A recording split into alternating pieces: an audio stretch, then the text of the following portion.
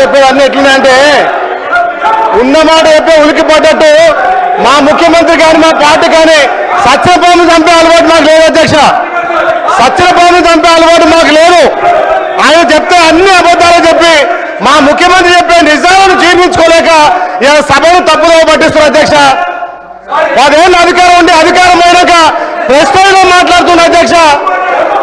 Press లో మాట్లాడుతున్నారు. మరి వాళ్ళు కుర్చీ కోసం కొట్లాడితే వాళ్ళ ఇంటి వ్యవహారం కానీ మా గౌరవ ముఖ్యమంత్రి వచ్చిన 15 ఏళ్లలో వాళ్ళు చేసిన అప్పులను వాళ్ళు చేసిన తప్పులను ఒక్కొక్కరిగా సరిదిద్దుకుంటూ ప్రజాపాలన ద్వారా ఒకవైపు అభివృద్ధి ఒకవైపు సంక్షేమం చేస్తుంటే ఈ రకంగా నిప్పులు పోసుకొని మా ముఖ్యమంత్రి మీద ఇంకా కూడా ఈ కడుపు మండి మాట్లాడింది అధ్యక్ష.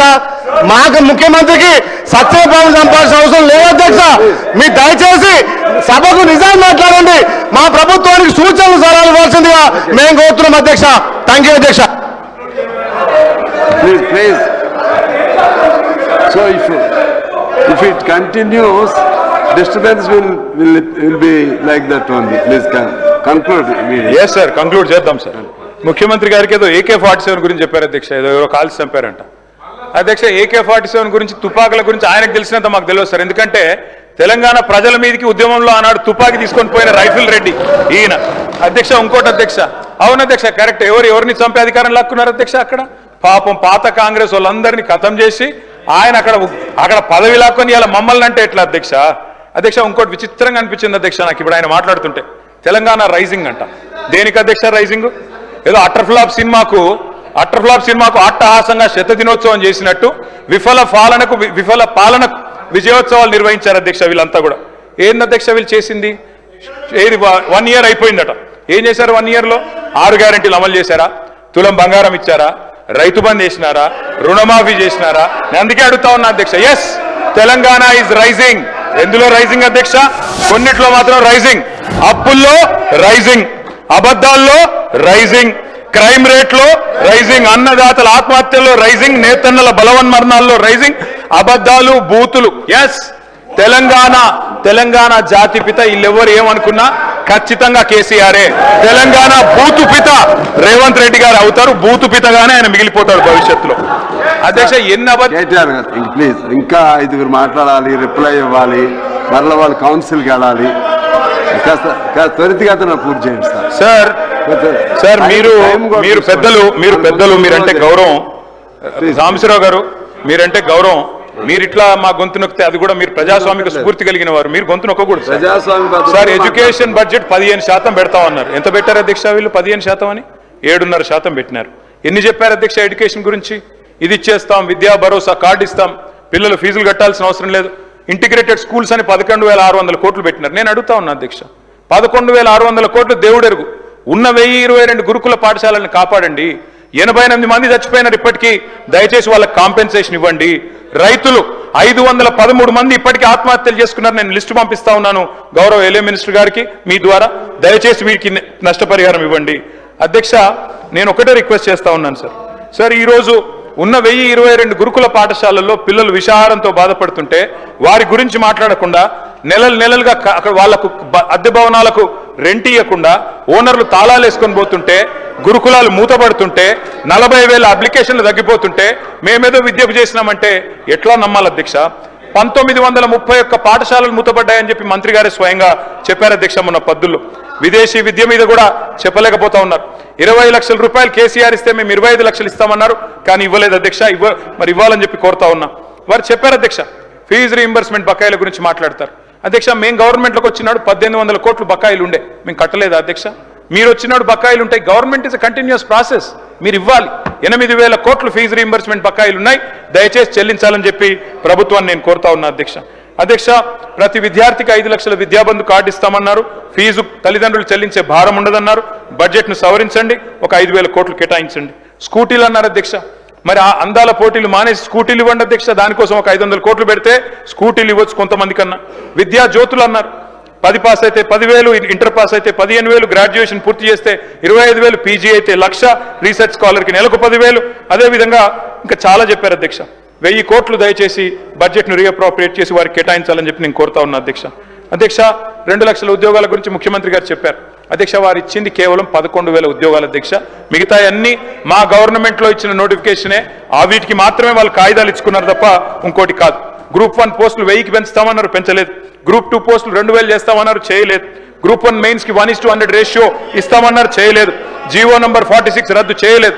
జీవో 29 తెచ్చారు, బలహీన వర్గాల నోట మట్టి కొట్టారు. 20,000 టీచర్ల పోస్టులు ఖాళీ ఉన్నాయన్నారు, వాటిని భర్తీ చేయలేదు. కేవలం 11,000 ఉద్యోగాలు మాత్రమే చేశారు అధ్యక్ష.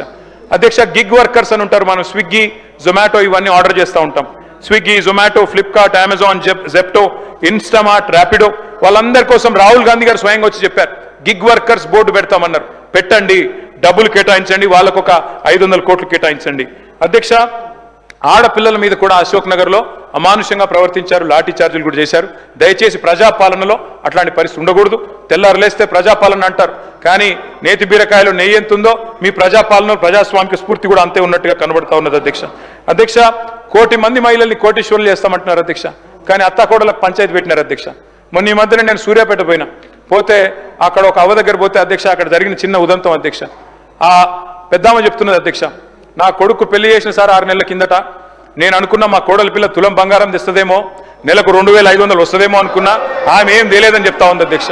ఆ కోడలి పిల్ల బాగా గడుస్తుంది అధ్యక్ష. ఆమె కూడా అంటున్నది అధ్యక్ష, నేను కూడా చెప్పినాను సార్, నేను కూడా అనుకున్నా మా అత్తకు 4,000 పెన్షన్ వస్తుందేమో అనుకున్నా, వస్తలేదు, మరి నేనేం చేయాలన్నది. అత్తకి ఇస్తా అన్నారు, మామకి ఇస్తా అన్నారు, 4,000 పెన్షన్ అన్నారు, వస్తలేదని చెప్పి అత్తా కోడళ్ళ పంచాయతీలు పెడతా ఉన్నారు సార్.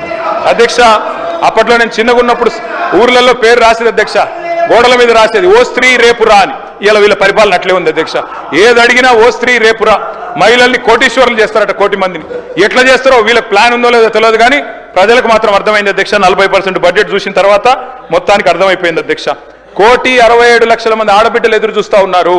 ఖచ్చితంగా నెలకు 2,500 ఇవ్వాలని 18 ఏళ్ళు నిండిన ఆడబిడ్డలు, వారి కోసం ఒక 10,000 కోట్లు అంచనాలు సవరించి కేటాయించాలని చెప్పి నేను కోరుతా ఉన్నా అధ్యక్ష. బంగారం అన్నారు, మరి లంక బిందెలు దొరికినాక ఇస్తారా, ఎప్పుడు ఇస్తారా చూడాలి అధ్యక్ష, చూద్దాం అధ్యక్ష. కేసీఆర్ కిట్ ఎగిరిపోయింది, న్యూట్రిషన్ కిట్ ఆగిపోయింది, సీఎం బ్రేక్ఫాస్ట్ రద్దయింది. తల్లి బిడ్డలకు మరి మాతా శిశువులకు కూడా మంచి జరిగే మంచి పథకాలను కూడా రద్దు చేశారు అధ్యక్ష. బతుకమ్మ చీరలు బంద్, రంజాన్ తోఫా బంద్, క్రిస్మస్ కానుక బంద్, ఆఖరికి ఆశాలు, అంగన్వాడీలు మీరు కూడా వాళ్ళని రిప్రజెంట్ చేశారు సార్.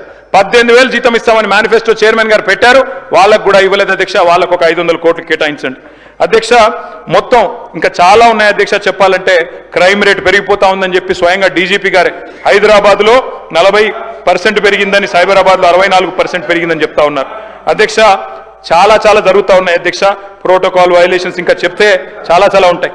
క్రైమ్ రేట్ ఎట్లా ఉందంటే, పరిస్థితి ఎంత అధ్వానంగా ఉందంటే, మా హరీష్ రావు గారి మీద కాంగ్రెస్ నాయకుడు అంటాడు అధ్యక్ష, పెట్రోల్ పోసి చంపేస్తా అంటాడు, కానీ చర్యలు ఉండవు, కేసులు కావు.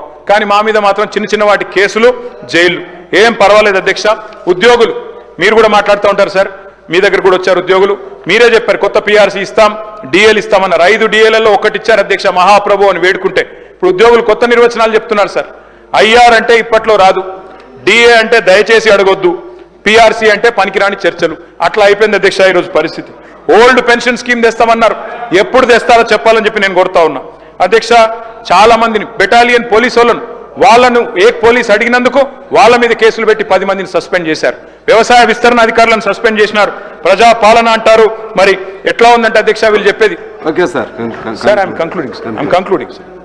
అధ్యక్ష వీళ్ళు చెప్పేది ఎట్లా ఉందంటే అధ్యక్ష, ప్రజాపాలన ఎట్లుందంటే అధ్యక్ష, వీళ్ళు చేసేది మొహబ్బత్ కా దుకాన్ కాదు అధ్యక్ష, వీళ్ళది నఫరత్ కా నయా బజార్ అధ్యక్ష.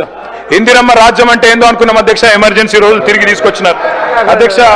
ప్రజాపాలనలో ప్రజాస్వామిక స్ఫూర్తి ఎంత ఉందంటే, ఇప్పుడే నేను చెప్పాను అధ్యక్ష, నేతి బీరకాయలో నెయ్యి ఎంత ఉన్నది. ఒక మాట, మొన్న మధ్యన పెద్ద మనిషి నాంపల్లి స్టేషన్లో దిగినాడు సార్. దిగి ఆటో ఎక్కాడు, బెస్ట్ హోటల్కి తీసుకుపోమన్నాడట సార్. తీసుకుపోయినాడు ఆయన, పాపం ఆటో ఆయన. తీసుకుపోతే భోజనం చేసినాడు. భోజనం చేస్తే భోజనం మాత్రం చెత్తగా ఉందట. ఆయన పోయి అడిగినాడట, ఏమయ్యా బెస్ట్ హోటల్కి తీసుకుపోమంటే మరి ఇంత ఫుడ్ ఇంత వరస్ట్గా ఉంది ఎందుకని అడిగినట. సార్ నువ్వు బెస్ట్ హోటల్ అన్నావు కానీ హోటల్ పేరు అడగలే కదా సార్, హోటల్ పేరు బెస్ట్ పేరు అన్నాడట. మీది కూడా గట్లనే ఉన్నది. పేరేమో ఇంటి పేరేమో కస్తూరి వారు, ఇల్లంతా గబ్బిలాల కంప అన్నట్టు పేరేమో ప్రజాపాలన, చేసేది మాత్రం ప్రజా పీడన అధ్యక్ష. ఆర్టీసీ కార్మికులు మా ప్రభాకర్ అన్నను, మా మిత్రుడు, మా పెద్దన్న, వారిని కోరుతా ఉన్న అధ్యక్ష, అపాయింటెడ్ డే ప్రకటించండి. అపాయింటెడ్ డే ప్రకటించండి, దయచేసి వారిని కాపాడండి. వారు ఎదురు చూస్తా ఉన్నారు, వారందరూ కూడా అడుగుతా ఉన్నారు.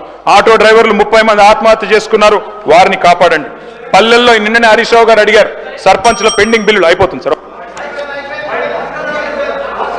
పల్లెల్లో పెండింగ్ బిల్లుల వల్ల ఈరోజు మొత్తం ఎక్కడికక్కడ పారిశుద్ధ్యం పడకేసింది. దయచేసి ₹1 కోటి వరకు మేము చిన్న కాంట్రాక్టర్ల బిల్లులు మార్చి 31 లోపల ప్రతి సంవత్సరం రిలీజ్ చేసేది, దయచేసి రిలీజ్ చేయాలని కోరుతా ఉన్నా. ఆ సర్పంచ్లందరూ ఆందోళన చేస్తా ఉన్నారు, వారి కోసం దయచేసి మీరు స్పందించాలని కోరుతా ఉన్నా.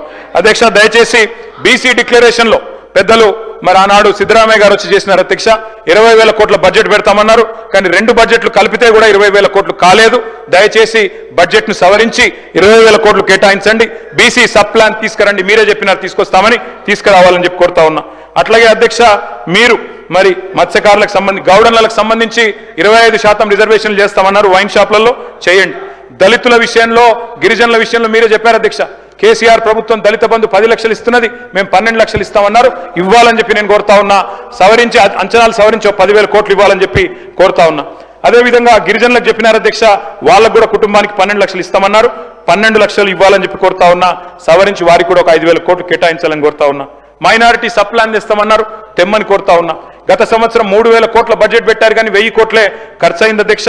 దయచేసి నేను విజ్ఞప్తి చేస్తా ఉన్నా. ఇవాళ ఒక్క మాట చెప్పి నేను ముగిస్తాను అధ్యక్ష. ఇవాళ రాష్ట్రం అంతా ఏమనుకుంటారు అధ్యక్ష అంటే, ఎందుకంటే ఎల్లుండి రంజాన్ ఉన్నది సార్, అందుకే చెప్తా ఉన్నా. ఉర్దూ కూడా నాకు చాలా ఇష్టమైన లాంగ్వేజ్ సార్. అయిపోయింది సార్, ఐఎమ్ కంక్లూడ్. రాష్ట్రం అంతా ఒకటే అనుకుంటున్నారు సార్. సిర్ఫ్ జుబా పే తే झूठे वादे, दिल में थे सारे गलत इरादे. कांग्रेस को थी सिर्फ कुर्सी से प्यार, तेलंगाना की मिट्टी से ये कैसी गद्दारी. वादों के धोखे बस यादों में रह गए, वादों के धोखे बस यादों में खो गए, और अवाम के अरमा ख्वाब बन के रह गए. तेलंगाना అంటే అధ్యక్ష మొహబ్బత్ కా మకాన్ అధ్యక్ష. थोड़ा हिंदी उर्दू